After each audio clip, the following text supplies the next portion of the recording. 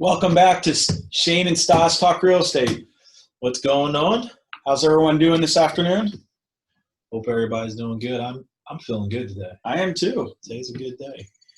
So we're on our third session on this six-part series that we're doing about the 6 amendments that are going to be on the ballot November 3rd, 2020.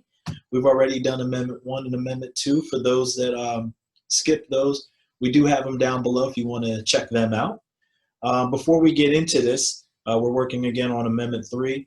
This is just our show. This is our opinion. We in no way are trying to push you in any direction on how to vote.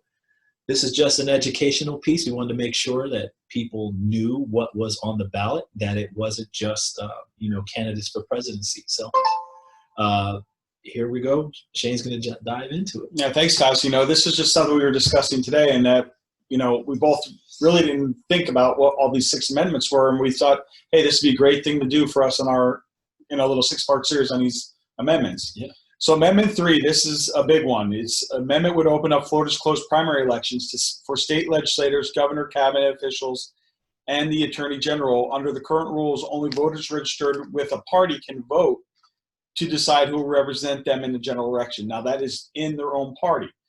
Amendment 3 would create a top 2 open primary system that would list all qualified candidates on the primary ballot and allow registered Florida voters, including those without party affiliation, to choose the top 2 candidates regardless of party affiliation, and they would move on to the general election. That's a big one. This is a big one. The best way to break this down is you have your tea party and your cake party. And so what this is saying is to open it up. How it works now is the people in the tea party can make sure that they pick their top candidate to represent them. And during the primary, they'll probably have like 5 or 6 different teas. And they pick Earl Grey and mint. And then on the cake side, you're going to have people at the cake party that they're going to have probably like 5 different cakes, and they want carrot cake and they want, I don't know, key lime pie or whatever. Yeah. So what this is saying is you open it up that the people on the tea party can say, well, we don't want carrot cake. We want, I don't know. Dutch chocolate. Dutch chocolate. There you go. And so, or they can pick the worst cakes ever. And, the cake people are like, whoa, why do we have this cake representing us where majority of us want carrot cake? And vice versa, they're saying, oh, well, we want black tea or green tea. And everybody's like, well, no, we want Earl Grey to represent us. So that kind of opens it up. What's your opinion on it? My opinion on this, and guys, got to remember, these are our opinions. Just our opinions. Talking about what we feel on our own personal thing. It's not good because honestly, elections were set up the way they were set up so you can elect your best candidates for whatever party you're electing. And if you allow an open primary and open elections, that means if I got a lot of money, I can make sure that Dutch chocolate and key lime pie don't get elected. I can make sure that carrot cake and tangerine cake get elected because they're not going to beat me in a general election. This is going to become where politics get real nasty. Yeah. And you're going to have a lot of issues with people going for people's jugulars for no reason. I mean, This is the reason why we have actually a party politics is it allows people to run and allow your own party to get their best candidate forward. And if we start allowing an open primary, my personal opinion is you're going to have major problems. You're going to have elections bought and paid for by whoever has the most money, be it whatever party they're in. Right. No, I'm 100% with you. I don't think the cake party has any business picking who should represent the tea party. If the tea party wants to be represented by Earl Grey, and the whole all the tea enthusiasts sat there and picked it out, that's who should represent them. I don't think the cake party, they decided to go with they like cake, not tea. And so, if they want if they want to be represented by tres leches cake, see, I'm pulling out some cake now. I'm like going through my head. But if they want tres leches cake, the Tea Party should they decided they like tea and not cake. They should not have the right to vote for them, or I don't think they should have their finger on who their representative should be. I'm with you on this all day.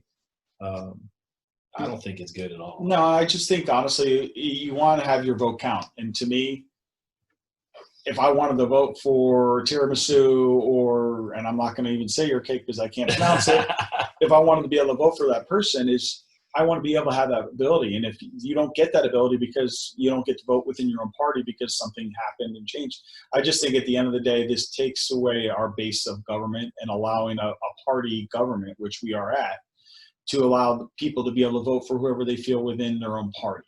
You know, I don't know who's pushing this or where they're pushing this. To me, it seems it's the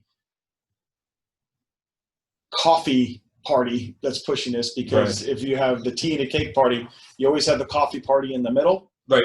That doesn't seem like they get anywhere because they don't have enough of a vote, or they don't have the ability to be able to be voted in. Now, granted, that coffee party gets to go all the way to the general election because of where they are. Right. But at the end of the day, it seems like there's no rhyme or reason for this, and it's just, to me, you're going to create more of a political problem that we already got. I totally agree, but here's my thing. If you want your finger on which tea is going to move forward, you have choice. You can become part of the Tea Party. You don't have to stay in the cake party. I mean, you have that right to change. Now, this is one of those things where you want your cake and you want to eat it too. So you want to be on the cake party, but you want to decide who the tea. I just don't think that's right. Yeah, it is. But, at the end of the day, though, when you get to a normal election and general election, you have the right to choose whoever you want to choose. Right. If you're tea, cake, or coffee, you can vote for whoever you want to. So you do have that right. It's just in the primaries, to me, it's going to create an issue when you get to a general election. Yeah, but that menu is going to have the best tea from the Tea Party, and it's going to have the best cake from the Cake Party. And in general, that's when you have the choice. Like, hey, you know what? I'm going tea this year. And you don't have to switch parties to do that, and that's fine. But again, when you're building up the menu, you want to put your best foot forward, and your best dessert forward. Now, if you're in the coffee party, you can switch to tea or coffee. But here's the thing. I mean, I'm sorry, tea or tea, cake, or remain as coffee. But here's the thing. If you're coffee, I don't think you have a right to pick whatever coffee you want. You want pumpkin spice, latte, whatever. I don't drink coffee, but you can pick your best pumpkin latte in November, and that's on you. The Tea Party can't pick, and the Cake Party can't pick, your favorite coffee. But, if you don't have a candidate, you don't have a flavor of the year, well, I mean, you have the choice to change. You have the choice to become part of the Tea Party or part of the Cake Party, or you can just sit back and let the tea put out its best blend and the cake put out its best dessert, and then you get to pick which one you want. And just remember, if you do want to change to coffee, tea, or cake parties, there are deadlines. Educate yourself. And this is something we didn't talk about. We should talk about, is we're going to go a little longer on this one, is, we had an issue with having to extend voter registration because a bunch of people voted. And I get it. Everyone wants to vote. And I'm not knocking people want to vote. But come on, people. There's deadlines. When you have to get in on. Please don't wait till the last minute. Don't procrastinate. And I'm not saying you shouldn't have the right, but don't wait till the last minute. Don't procrastinate, especially when it comes down to that. If you haven't registered, let's get you registered. This is something, as realtors, we've been very pushy about getting people registered to vote, because your vote does count. I don't care what anybody tells you. Yeah, every single vote counts. You definitely have a voice. Yeah, so that's Amendment 3. That one, we had a lot more to talk about. Again, we're not pushing you in any direction. That's why we went with coffee, tea, and cake parties. Exactly. We're disguising whatever party, so that way you guys don't see any favorites here. We just want to make sure that you're educated about November 3rd's ballot 2020. And make sure if you guys want to go back and watch our first two. This is the number 3, and we're going to go right into number 4. And thank you guys for watching this. All right, guys, to the next one. Yep.